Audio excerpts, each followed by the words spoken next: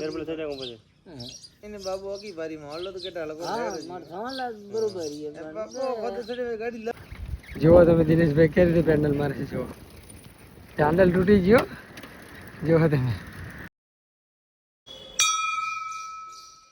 હર હર મહાદેવ જય શ્રી રામ જય દ્વારકાધીશ મિત્રો તો ફરી એકવાર મિત્રો આજે આપણા નવા વિડીયોમાં તમારું બધાનું હાર્દિક હાર્દિક સ્વાગત છે તો બધાને શુભ સવાર તો મિત્રો કહે છે ને કે આજે આપણે કેદારનાથ અમરનાથની યાત્રાના કમ્પ્લીટ થઈ ગયા છે 9 દિવસ એટલે કે 9 તારીખ આજે અને અમે 1 તારીખે નીકળ્યા હતા અને અત્યારે હાલ છીએ રાજસ્થાનમાં અને જો આ મંદિર છે અહીંયા રોકાયા હતા અમે નાઇટ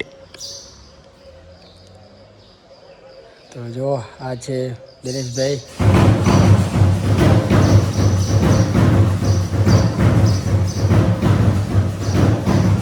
તો ચલો મિત્રો તમે આરતી શરૂ થઈ ગઈ છે અને આરતી કરી અને પછી અમે નીકળીશું અમારી જર્ની તરફ તો વિડીયોમાં બન્યા રહેજો એન્ડ તક આગળ મળીએ સફર આપણો ચાલુ તો અમે જે રોકાણા હતા એ ગામનું નામ હતું તાલિયાના અને જુઓ તમે સુરજ દાદા હજુ ધીરે ધીરે ઉગી રહ્યા છે અને આજે અમે 8 દિવસમાં પહેલી વખત આટલી જલ્દી નીકળી ગયા છીએ કારણ કે દરરોજ તો બહુ જ મોડું થઈ જાય છે સૂર્ય દાદા બહુ જ ઉગી જાય છે અને કલાક જેવું લેટ થઈ જાય છે પણ આજે હું અને મારો મિત્ર દિનેશ બંને જલ્દી નીકળી ગયા ને દિનેશભાઈ 6:15 વાગે પહેલી વખત નહીં દિનેશભાઈ પહેલી વખત અમે હા કારણ કે આપણે એકેદા નીકળ્યા નહીં આટલા ઘણા બહુ સાયકલમાં પ્રોબ્લેમ આવે સવારમાં મિત્રો રાતે જ્યારે રહીએ ને અહીંયા થોડાક આગળ હોઈએ ને ત્યાંથી અમારે સાયકલમાં પ્રોબ્લેમ આવી જાય એટલે સવારમાં એને તો સોલ્યુશન તો કરવું જ પડે સોલ્યુશન કર્યા વગર તો નીકળાય નહીં તો સવારમાં દુકાનો ખુલ્લી ના હોય 9 વાગે ખુલ્લે દુકાનો ત્યાં અમે 9 વાગે હોરા નીકળીએ એટલે થોડું જ હજુ કાપીએ પા વળીને હાન જઈએ એટલે વળીને પ્રોબ્લેમ હોય નહીં એટલે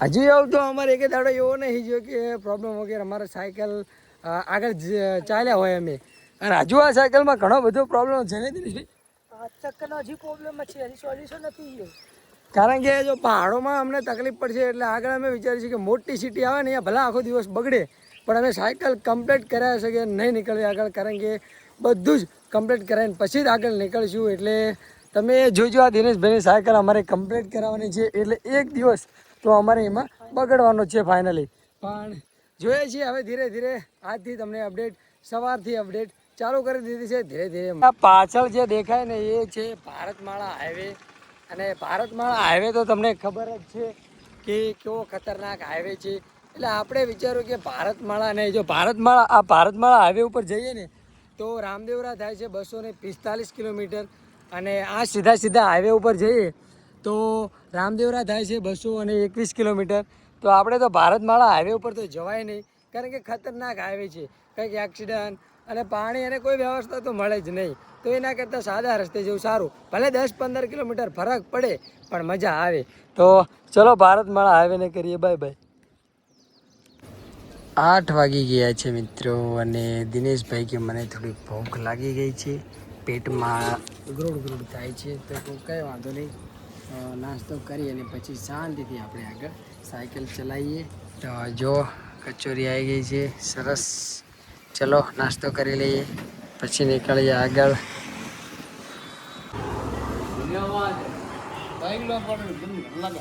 साइकिल तो दूसरी लेनी पड़ेगी ये साइकिल तो धीरे धीरे एक चल जाएगी कि चेंज करनी पड़ेगी नहीं एक चल जाएगी 4 दाम में हाँ टायर भी चल जाए पंचर पड़ेगा ट्यूब लाए ना साथ में पंचर वो सब साथ में रखते हैं हमारा तो अच्छा क्वालिटी का साइकिल है ये वाला तो अच्छी क्वालिटी का साइकिल है हाँ तो ये थोड़ा लो है ना मजबूती है टायर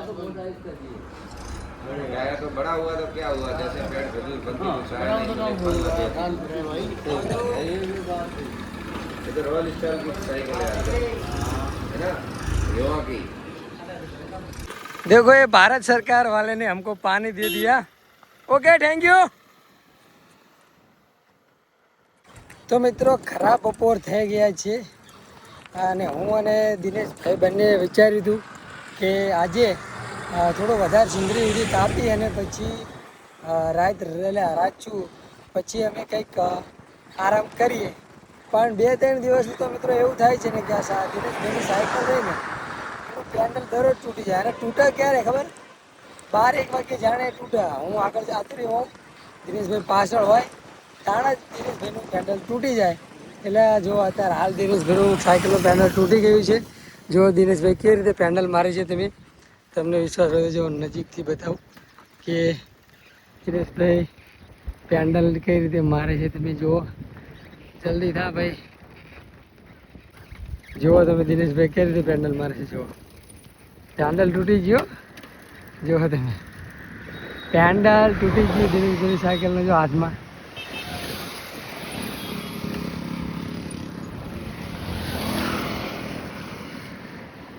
હા મુજે થાય. તો મિત્રો આવું અમારે 2-3 દિવસથી આવું જ થાય છે. જાણે અમે એમ કહીએ ને કે ખરા બપોરે આરામ કરશું તાણે જ દિનેશભાઈની સાયકલનું પેન્ડલ કોઈ ને કોઈ વજહથી તૂટી જાય છે. બહુ જ વેલ્ડિંગ કરાવ્યું પણ ઠેકાણું પડતું નથી.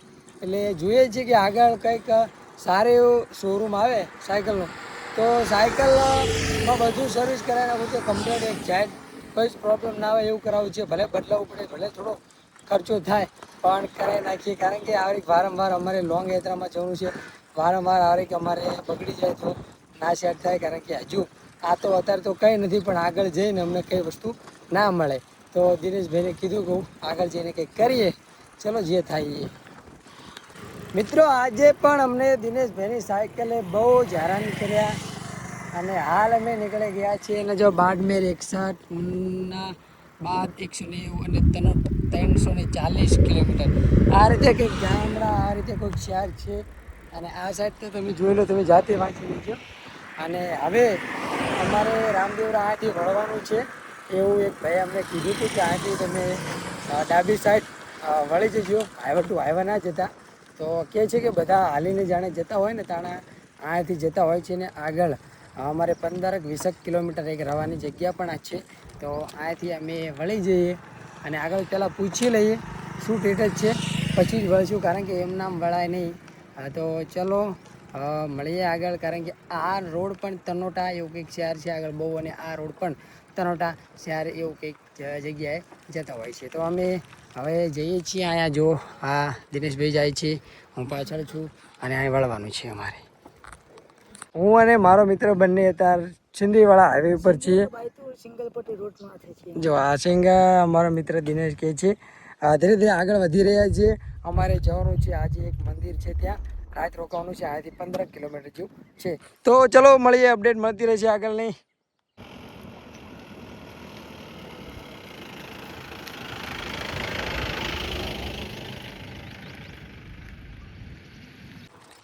રાજસ્થાનમાં મિત્રો 7:14 થઈ ગઈ છે અને તમે રાજસ્થાનનો નજારો કંઈક જોઈ શકો છો.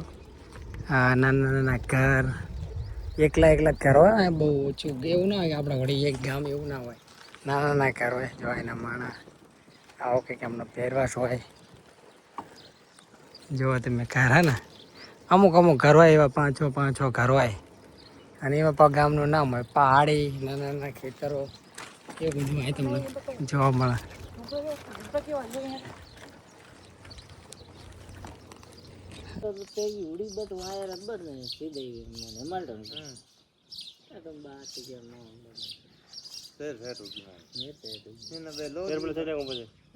એને બાબુ આખી બારી માં હાલો તો કેટલા લોકો ગાડી લપકી પછી ગઈ. હે તો યાદ બસ કહું હમારે થઈ ચલાવો ધક્કોડે મેં રડમાં કઈ રાખો પટકી મતી 100 घंटा 2 लाख जाए 100 गाड़ी पर निकल गई पास आवरा यार मैं जो करी देख दूं के हम के तभी देने मारे के તઈ ફોન કર્યો ને પછી અમે આયા મોજ દી તો રેડી. હા મારે પડતો પકડ 7:12 એટલે 7:42 થઈ ગઈ છે મિત્રો. અને અમે પહોંચીએ છીએ કાશીધામ તરફ જઈ રહ્યા છીએ.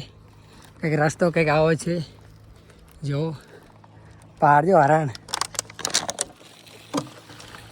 તમને ભૂંડ હરણ એવું છે જંગલમાં પણ દેખાશે નહીં, કારણ કે હરણ નાના નાના છે પણ દોડે છે બહુ.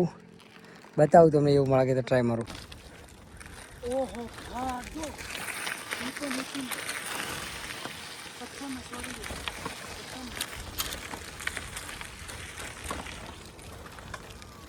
જે આપણે 9મા દિવસની નાઇટ અમે રોકી ગયા છીએ, અને એ કહેવાય ને કે જો 9મા દિવસની નાઇટ અમે આપણે જે કડીમાં કાશીધામ કાહવા આવ્યું છે ને એ જ રીતે અહીંયા રાજસ્થાનમાં પણ એક કાહવા નાગદાદાનું મંદિર આવેલું છે, અને એ છે સેન્દ્રીથી કેવું બાયતું સેન્દ્રીથી બાયતું એટલે જઈએ સિંગલ પટ્ટી હાઈવે આપણે સિંદરીથી અંકાર વળી જઈએ બાયતું બાજુ નૈનીતાલ બાજુ એ સાઈડ, એટલે આવું મંદિર કંઈક આવે છે. જો આ કાશીધામ કાહવા આ મંદિર છે જ્યાં અમે નાઇટ રોકાણા છીએ. આવું કંઈક લોકેશન છે.